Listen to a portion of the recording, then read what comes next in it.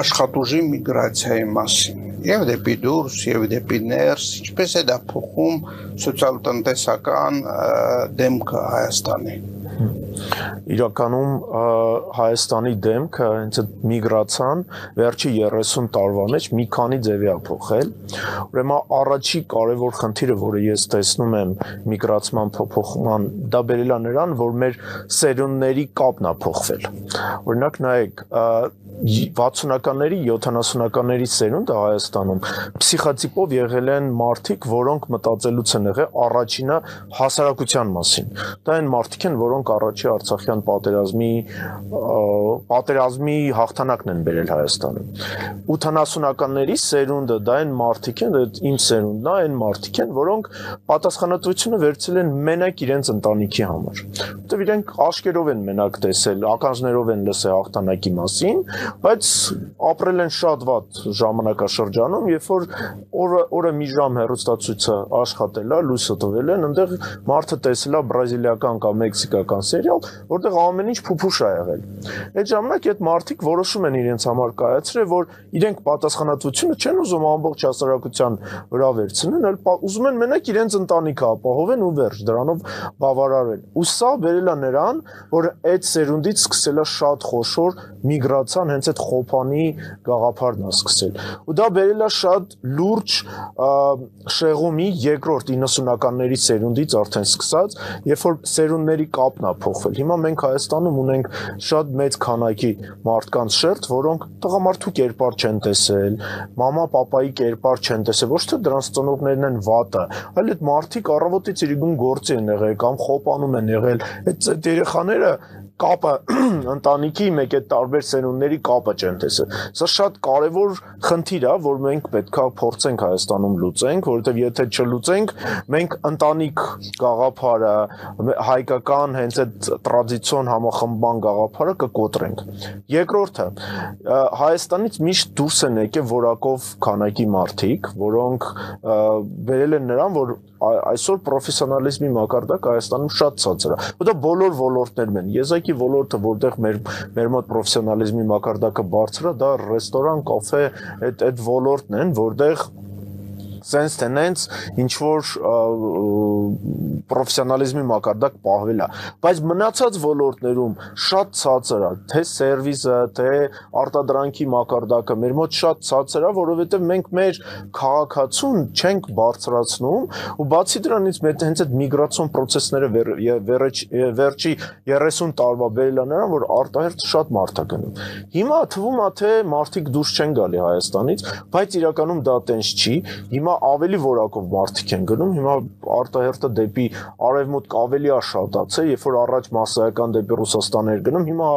այդ միգրացիան կանգնել է, բայց արևմուտք որակով մարդիկ ավելի շատ են գնում, ով sense tenant որակով կրթություն ստանում է, մտածում է, որ Հայաստանից դուրս գա, սա շատ կարևոր խնդիր է, որի դեմ պետքա կանգնել, բայց ես ուզում եմ ասեմ մի հատ ուրիշ կարևոր խնդրի մասին, որը Հայաստանի էկոնոմիկայի հետ կապ ունի, ուրեմն դա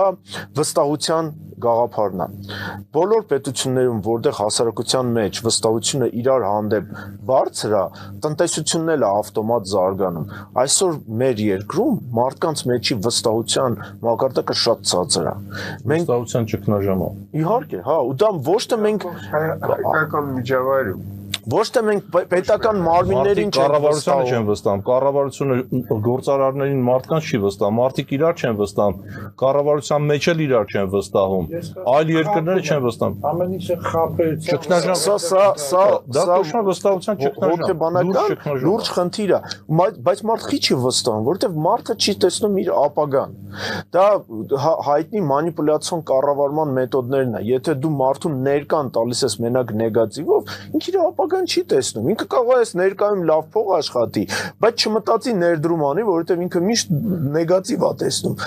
Մեր խնդրեմը նրանում է, որ մենք չենք հասկանում, թե աշխարհը ոնց է գնում։ Իսկ աշխարհը գնում է քաղաքակրթական մոդելներով։ Բաժանվելու է 3-4 քաղաքակրթությունների մեջ։ Եթե մենք չենք կողմորոշվելու, որ մենք քաղաքակրթություն ենք, մենք պետք է ընտրություն անենք, կամ ուղղափառական ռուսական ցիվիլիզացիայի մեջ, կամ թուրանի ցիվիլիզացիայի մեջ պետք է մտնենք։ Ռուսական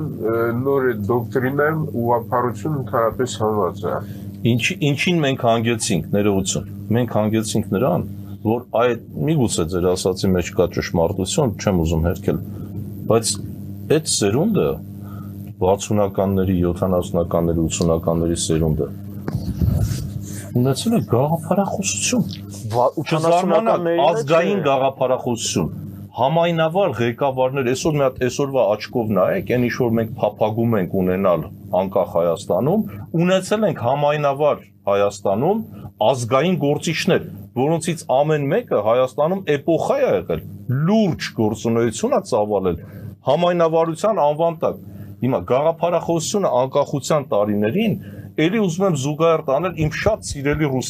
Ղազախստանի հետ։ Ես այնքան եմ հրապուրված, գրել եմ ուռոկի Ղազախստանը, գրքույկ ունեմ, որովհետև մենք թողած այս օրինակները, թե մեր հետ համադրելի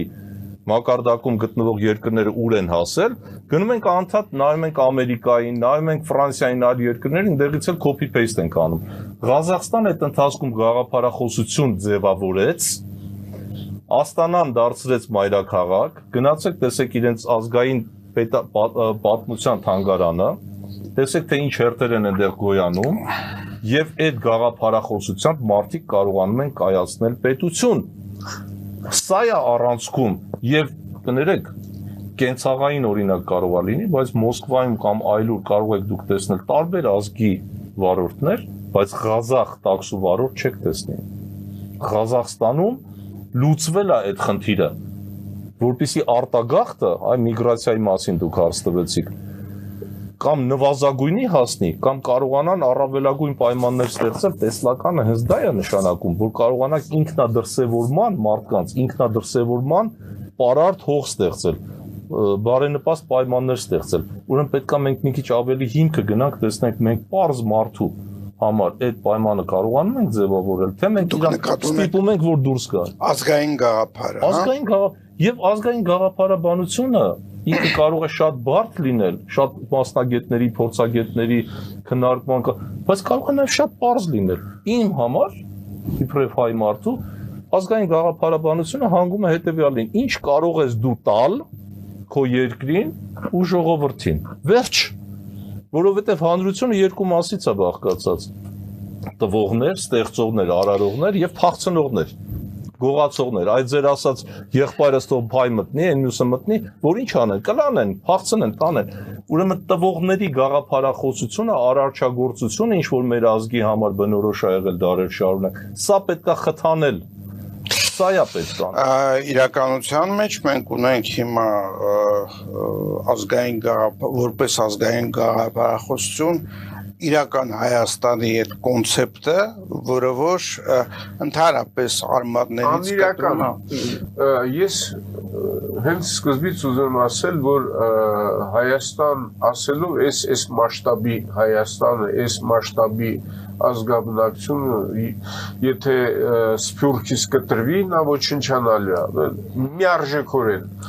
Այսինքն ես մի անգամուց ասեմ Հայաստան ասելով ես հասկանում ցանցային Հայաստան ամբողջ աշխարհում ինտեգրված, այդտեղ շատ մեծ ինտելեկտուալ ռեսուրսներ կան, որ մենք կարանք շատ արագ վերականգնենք։ Մենք կարանք 2 տարում այդ ամբողջ դասագրքերը լրիվ ռեֆորմանենք, փոխենք, հոյակապ դասագրքեր կան, ասենք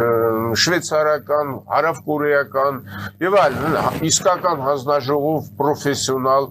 հոգեբաններ, որոնք աշակերտական տարիք բնական գիտությունը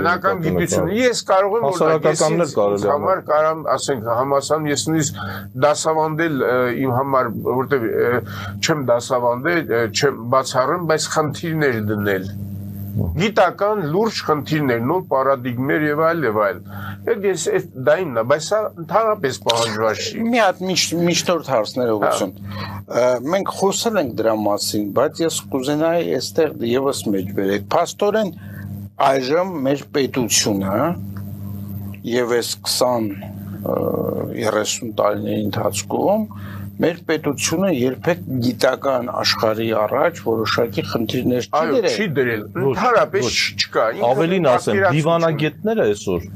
եւ դա այսօրվա խնդիր չի 35 տարիների ընթացքում չեն ունեցել խնդիր լուծելու ի տարբերություն բոլոր տարբեր երկրների։ Եվ ի տարբերություն ներկայիս իշխանությունների, գոնե առաջ անկախության ցեղասպան, հիմա ցեղասպանության հարցն էլ որպես խնդիր հանված, այսինքն այդ պարզունակ խնդիրներ են հանել։ Ըստ իրավիճակի, ըստ հեռախոսազանգի պետք է խնդիր լուծվի։ Այստեղ խնդիր կա, մենք ասենք այսօր փաստորեն բռնազավթված պետություն ունենք, այսինքն բերված է իմ պատկերացմամբ մի այսպես իշխանություն, որ բացարձակապես կապ չունի ժողովրդի իրական Հայաստանի հետ կապ չունի, իրական մարդկանց մտածելակերպի, հոգեբանության, ավանդույթների եւ այլն հետ բացարձակ նախորդները ունեին։ Իրոք տենց։ Եսի նկատում այս ամբողջ մի իշխանությունն է Լևոն Տեր-Պետրոսյանից սկսած մինչև այս անձը, վերջին այսօր սրանք այդ դպրոցն ավարտել։ Այդ դպրոցն ավարտել։ Այդ ամբողջից է։ Հիմի Ունդեղի շրջանավարտ է։ Լրջագույն տեխնոլոգիական հնարավորություններ ես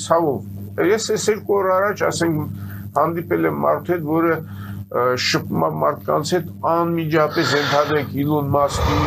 այդ շրջանակների հետ, որոնք նորագույն տեխնոլոգիաներով հայ մարդիկ են, նստած ընդեր անում են, բայց բնական է սուբորդինացիաներ կա, որ չեն կարող այդ մարդկանց վտանգենք, անուններ հնչեցնել եւ այլ։ Ես ես մի բան կներեք, 5 տասնյակ ամենայն պատասխանատվությամբ եմ ասում, 5 տասնյակ առանցքային մասնագետ ունենք Սիլիկոնյան հովտում, որոնցից մեկին հանեք ժամացույցի մեխանիզմը չի աշխատել։ Այդ աստիճան։ Արհեստական կադրային մասով եմ ասում։ Կա top 5 հայ, որը այսօրվա արհեստական ինտելեկտի նյութագետներ կան, օրինակ ասենք հիմի նայես ռուսական այդ ռազմարդյունաբերության ճգնաժամն էլ որ սկսել է, էլի քաղաքակրթական հայերի դերը էապես նվազացրել են։ Մի խոսքով այդ կոռուպցիան խայտարակ մակարդակի է, ես շփվում եմ, աշխատում եմ իրենց հետ, տեսնեմ ինչ անկում է, էլի ինձ գնում, ոչ որտեղ Ռուսաստան, հա, բայց մենք կարող ենք իսկապես հենվելով հայքի վրա, որը ամբողջ աշխարհն է, մեր ցանցային ոնց որ ասենք բանը Թրամփ իր համար Վենեսուելան իր շահերի ոլորտն է, մենք էլ ամբողջ աշխարհը պետք է նայենք մեր շահերի ոլորտը։ Ամերիկան այսօր ցանցային պետություն է հենց դրանով, իր գաղափարախոսությամբ, թվում է թե ամերիկացի որպես այդպեսի չկա,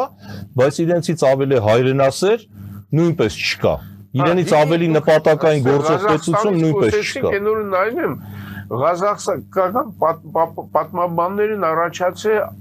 որոնք արդեն խոսում են շումերից որպես բանը, թուրքական եւ այլն։ Այդ այն դեպքում, երբ որ ստեղ ոչ ակադեմիական տիրույթում գիտնականներ ունենք եւ այլն,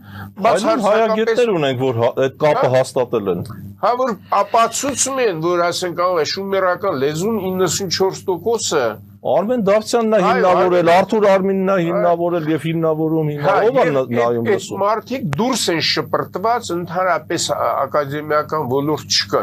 այսինքն հետաքրություն չկա, էլ որ ասենք էքսպանսիան ենք։ Մենք ասենք մեզ արգելում են, պատկերացնում եք, ստեղից մածուն ենթադրենք արտահանել բան, Ռուսաստան վրացիներ ասում մածուն բապտի գրած մածունը մերն է, այ քեզ բան։ Իրանք մեր սիմվոլները, ասենք այդ հավերժության, իրանք դրամի վրա դրել են մեր մոտից մի հատ ծպտուն չի լսվել։ Լավաշ ցանց կա, ծննդի ցանց Ղազախստանում։ Թուրքերն են։ Մենք էշիական ջոն քնած ենք, բայց պիտի անեն։ Բայց պիտի անեն։ Մենք բարձրանանք եւ այդ տեխնոլոգիական հարցերը ոչ թե ակադեմիական քաղաք հայտարարեն մի մարդ, որ ընդհանրապես գիտությունից կապ չունի, կրթությունից կապ չունի, տնտեսությունից առավել կապ չունի, ինչ որ ակադեմիա։ Շատ լավ, բայց մենք հայ գենի հետ կապ չունի, ասեք էլի։ Այո, էլի։ Հայ գենի հետ կապ չունի։ Արժանապատվության հարցի պատասխանը Հայաստանի պոտենցիալը կամ հայության պոտենցիալը թույլ կտա Հայաստանին դարձնել տեխնոլոգիական անկասկած եւ մենք առաջի հենց եղավ հայկական կառավարություն առաջի հրամանագրով պետքա մի քանի կարևորագույն ինֆրաստրուկտուրային կառույցներ սարքել, ստեղ օրինակ ասենք առաջի հերթին նոր ատոմակայան, ոչ թե 500 մեգավատ, այլ 1200 ենթադրենք մեգավատ, որտեղ հաշվի առնելու, որ մենք երկրորդ քայլում պետքա Բացիյանից արտահանման լիքը պոտենցիալ ունենք։ Հա, պղնձաձուլարան սարքի հետո սարքի երկաթուղի, որը դուրս գա Պարսկաստան եւ արտաքին աշխարհ, որ մենք պետք է անենք, ով պետք է այդ ծրագիրը լրիվ մշակված իմ մոտ փոխանցել եմ պարոն Արտակ Սարգսյանն էլ ինքը ասում է ես առաջինը սարքել եմ Եթե կարելի է համեցեք երկե ամեն բռնապետ 5 կատեգորիա ունի, որ ազգին պահում է վախի մթնոլորտում այդ կատեգորիաներից, ուրեմն առաջինը մենք կարանք այստեղ պատերազմը դնենք, այս մարդը փոխել է արտագաղթն է, արդարության կամ արդարադատության բացակայումն է, աղքատությունը, թեմա պատերազմ աղքատություն կարանք տեղերով փոխենք ու ապագայի անորոշությունը։ Հիմա այս մեր իշխանությունը հենց այս 5 գործոնը օգտագործելով մեր ազգին sense պահելու է այս վախի մթնոլորտում, այս որ արտագաղթը լինի Դրան պետք է հավելել հավատքը կոտրելու բոլոր փորձերը։